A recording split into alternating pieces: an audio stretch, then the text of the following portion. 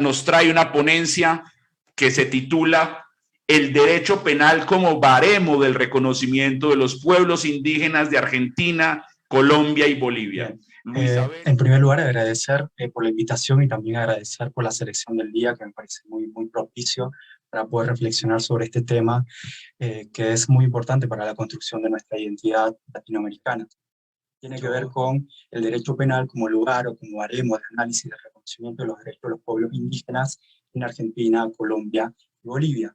Selecciona estos países en función al grado de reconocimiento constitucional que tienen los tres países. Argentina un nivel bajo, podríamos decir, Colombia en un nivel intermedio y Bolivia con un reconocimiento mucho más fuerte, didácticamente hablando esto también.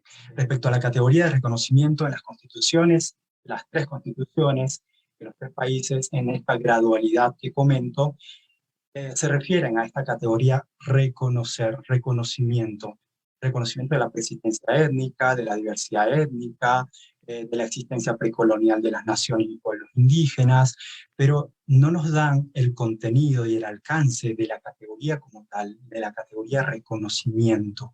Entonces me pregunto, ¿cuál es el contenido? Y recurro a un análisis más amplio, conceptual, y me doy con algunas teorías desde la psicología, desde la sociología, filosofía política, filosofía moral, y de estos dos últimos extraigo el concepto de reconocimiento intersubjetivo en Hegel, que para él podemos entender reconocimiento como la relación dialógica entre sujetos, donde cada uno ve al otro como igual. Para Hegel, solo se es sujeto libre en la medida que otro igualmente libre reconoce tal condición en mí. Yo me veo en el otro y el otro se ve en mí. A partir de ese reconocimiento mutuo podemos lograr o podemos alcanzar ese reconocimiento. Pero para otros autores como Honneth, esta categoría sí es posible. Y no solamente es posible, sino que es necesaria para comprender los conflictos sociales. Honneth, desde la Escuela de Frankfurt, afirma una conexión entre el reconocimiento y la autorrealización de la persona. El reconocimiento es un elemento constituyente del sujeto para que éste pueda actuar libremente y autorrealizarse en la sociedad.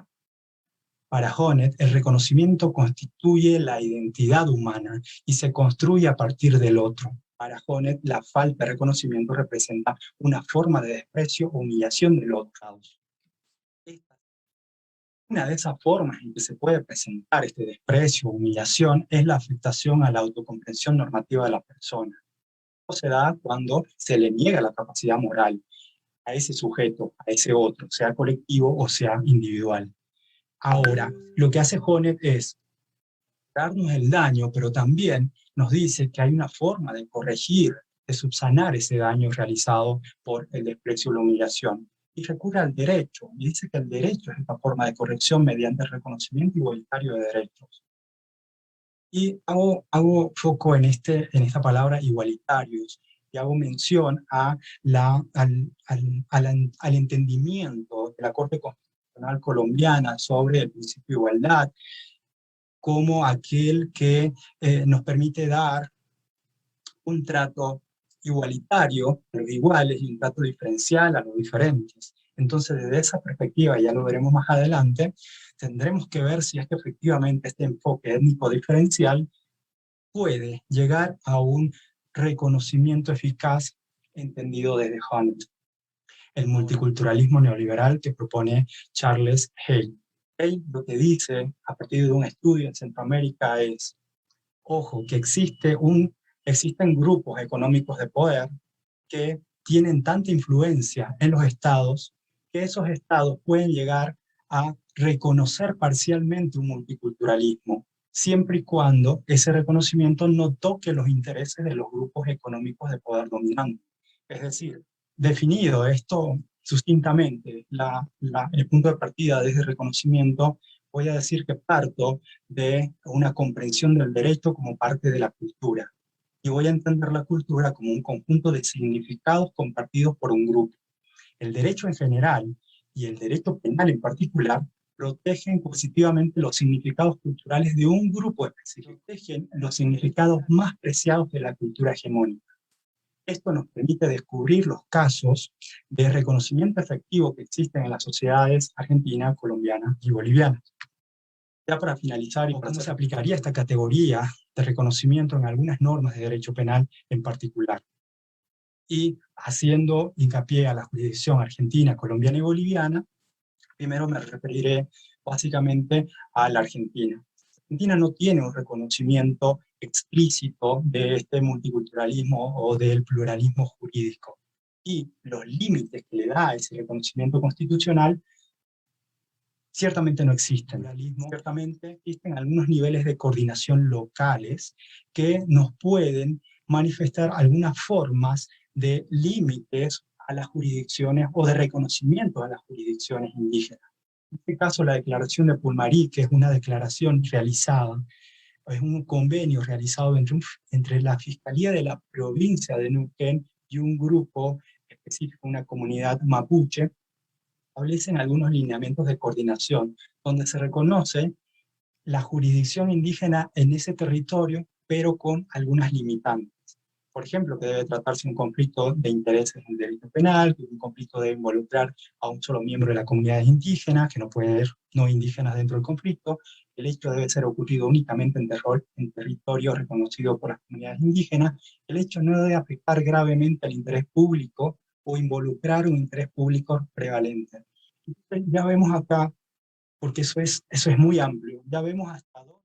Si vamos a la jurisdicción colombiana, podemos mencionar que la sentencia 349/96 delimitaba el ejercicio de la jurisdicción siempre y cuando no se tocasen se definían 4 criterios bien establecidos para que podía aplicarse o no la jurisdicción indígena, y era la prohibición de esclavitud y de tortura, que se respete un debido proceso básicamente, y el derecho a la vida. Pero, y esto pasó en 96, con el tiempo, la sentencia, por ejemplo, 921 de 2013 amplía estos criterios para establecer que, por ejemplo, la Constitución y la ley, en especial el debido proceso y el derecho de defensa, debe ser respetado. Pero el punto 1, que es el respeto a los derechos fundamentales, no podrá afectarse al núcleo duro de los derechos humanos.